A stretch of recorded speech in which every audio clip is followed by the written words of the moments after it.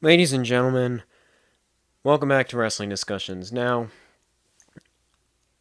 some of you may have read my community post yesterday, some of you may have not. Today's episode is not like any other episode. I have done tribute videos to wrestlers who have passed away in previous episodes. However, this episode in its entirety is completely dedicated to the wrestler I'm about to mention. Now, I'm not trying to take away from any of the other wrestlers that have passed away in the episodes I've mentioned, such as Jay Briscoe, Terry Funk, um, I unfortunately forget his name, but the commentator for Impact Wrestling that passed away earlier in the year. My heart goes out to all three of them, all their families. However, as someone who grew up with this particular wrestler that I will mention here in a second, I can't help but not dedicate this video to him. I grew up with the guy. I loved the guy. He was the modern Undertaker, if in my opinion. And for those of you that don't know who I'm talking about, for those of you that haven't heard the news or haven't seen my community post, last night, well, not last night, I found out last night, but yesterday, Windham Rotunda, aka Bray Wyatt, has unfortunately passed away. For those of you who may not be familiar with him, Bray Wyatt was in the WWE for practically his entire career, all the way from 2010. And he has had one of the most inspiring, one of the best careers ever. And it's very sad, very heartbreaking to hear that he's gone. To think that January, the Royal Rumble, this very pay-per-view that I talked about just a few months ago, you can find the episode if you scroll on my page. I talked about that pay-per-view. I went through each match on that card, and I even dived into the Bray Wyatt versus LA Knight match, and to think that that was his last match ever, to think that was his last Sister Abigail, his his last anything in the ring, and it sucks. It's so heartbreaking. It's so destroying to me, and my heart just goes out to him. It goes out to his family, his brother, his children, his fiance. It goes out to everyone who knows and loves and cares about him. It goes out to Braun Strowman. It goes out to Eric Rowan. It goes out to Brody Lee Jr., who I'm sure knew him very well, considering Bray Wyatt and Brody Lee were great friends. And I just, my whole heart and soul goes out to goes out to Bray Wyatt, goes out to Windham Rotunda and his whole family. I do want to dive into his career a little bit, out of respect for him and out of what I hope to be a very nice tribute to him.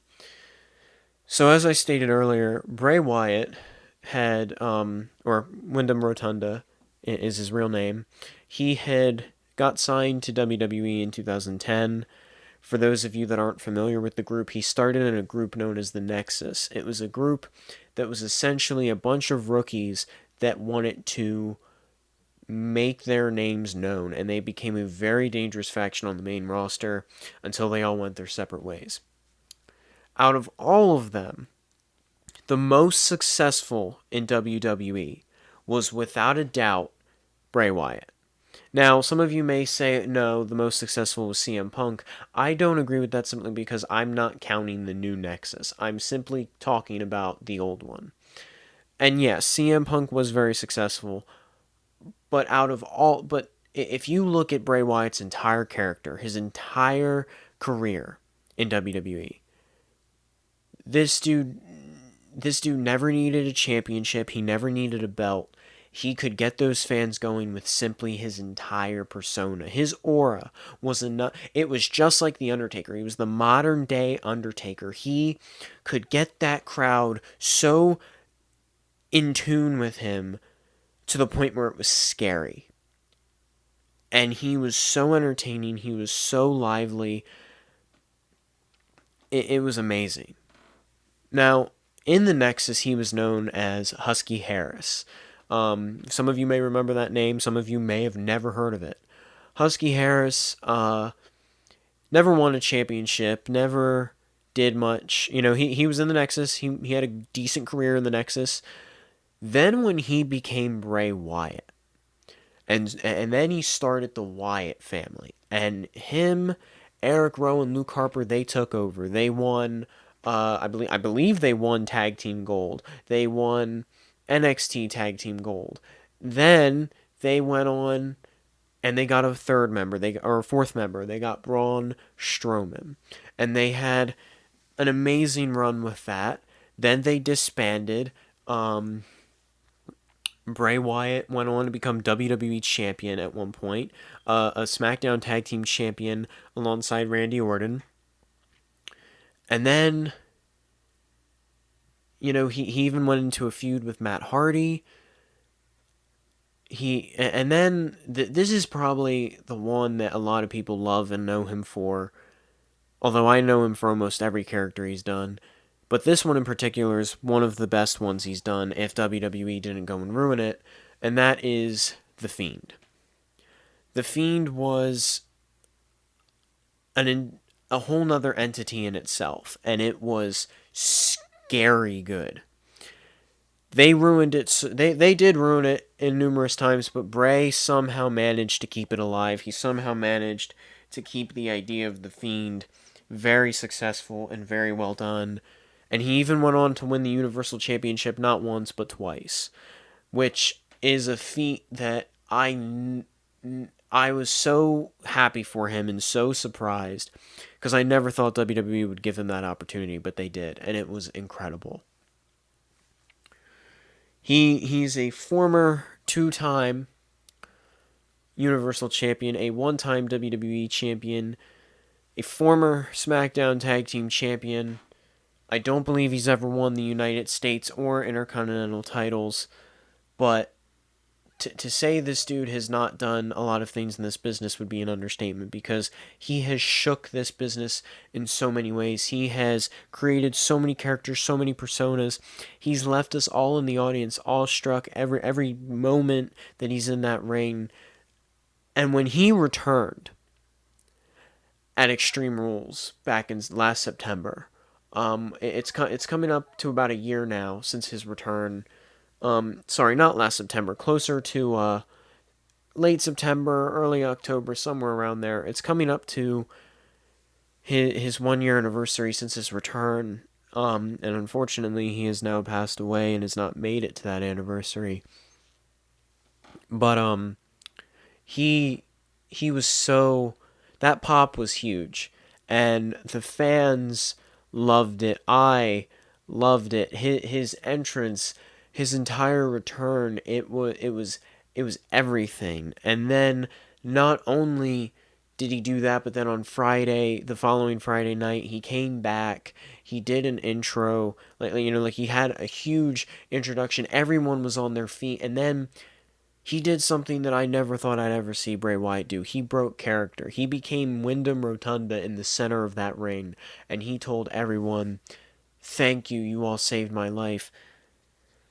And to think that that was his last, most inspiring, most inspirational, one of his most inspirational things he's ever said. The fact that he was so genuine, the fact that you could hear the nervousness and the tears in his voice, and that's the last time we ever got to hear Bray Wyatt or Windham Rotunda ever be that genuine on TV in the WWE ever again, it's heartbreaking, and it's so sad to hear that he's gone, to see that he's gone. But again, my heart goes out to him, it goes out to his family. I hope wherever he is, just like I said with Terry Funk, I hope wherever you are, Bray, Windham, you you were truly in peace, man, because you really struck the wrestling world in a great way. Your career was fantastic, and it is so sad to see you gone at such a young age. 36 years old, about to get remarried, 4 children. It sucks, and it's horrible, and I hate it so much because the dude was so fantastic and so great, and it was just a week or two ago that it was announced that he was going to be coming back, and he's not now. And I was even thinking about him the other day. I started thinking he started coming up in my mind a lot this past week, the past 2 weeks actually, and I really thought, man, I hope he comes back soon, man. I hope Bray Wyatt doesn't get released again, and if he did get released, I would have been happy with that rather than this. But unfortunately, this is what we got. Um, Again, my heart goes out to you, Windham. It goes out to your family, your children, your fiance, um, your father, your brother, every one of your family, every one of your loved ones, everyone in the home of WWE who loved and cared for you, just like the way us fans loved and cared for you, because you were amazing in every aspect of your entire career. You were amazing, and I want to share this all with you. I don't know if anyone, how many people know about this, but there was an interview at one point where Windham actually talked about his match with The Undertaker at WrestleMania 2015, what it meant for him, and he actually said that, he loves The Undertaker. He was a big fan of The Undertaker growing up, and he had said that he wanted to be like that one day at WrestleMania, where there was a guy who was praised in the locker room for getting that match against Bray. And Bray, you may have.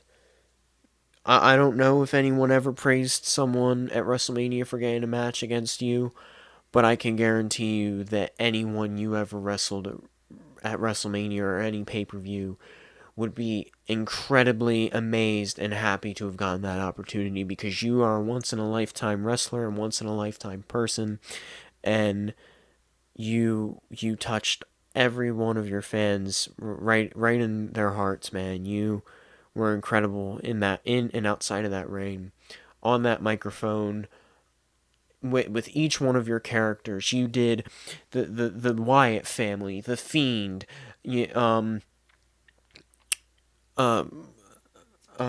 what's that? The Firefly Funhouse Bray. Um, even when you did the one with, even when you did the storyline most recently with Uncle Howdy, it was all fantastic, and you melded into each one of those characters, and you did everything with each one of those characters that you could possibly do. And Bray, thank you so much for everything you've done for our business. You've wrestled with dislocated shoulders. You've wrestled with all this anxiety that you've mentioned before, all these, this nervousness and everything, and you've put yourself out there for each and every single one of us fans. You've worked with the likes of Alexa Bliss, the likes of Randy Orton, the likes of Roman Reigns, Braun Strowman, Seth Rollins. You've worked with so many people in and out of that ring, and you've done it all for our entertainment, for our to please us, and it is everything. I think I can speak for everyone watching this and for everyone in general who knows you, that you are an incredible athlete in and out of that ring, an incredible wrestler, incredible superstar, and it sucks to see that you're gone, man. It really sucks. My heart goes out to you. It goes out to your family. I hope you can rest in peace. And for those of you that don't know, Bray Wyatt and Brody Lee, also known as Luke Harper, they had a saying They had jackets with it on the jackets. I love you, and goodbye forever, Bray. Windham Rotunda, we love you, man. And goodbye forever.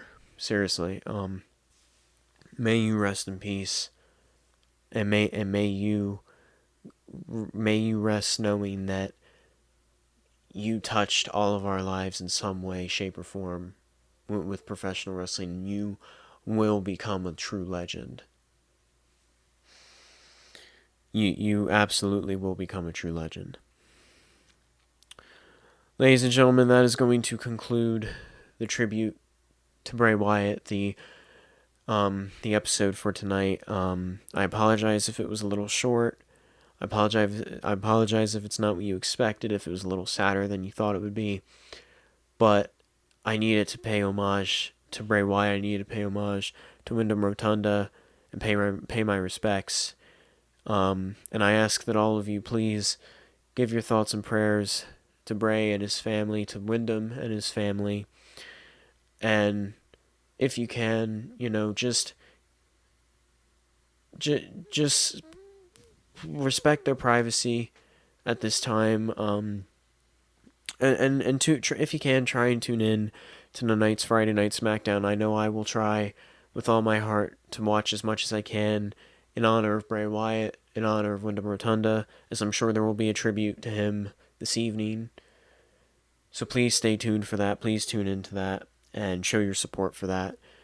I thank each and every single one of you that watched this episode, and I will see you all in the next one. I don't know when that one will be, but I will see you there. Thank you. I'll catch you, as always, I'll catch you in the next one.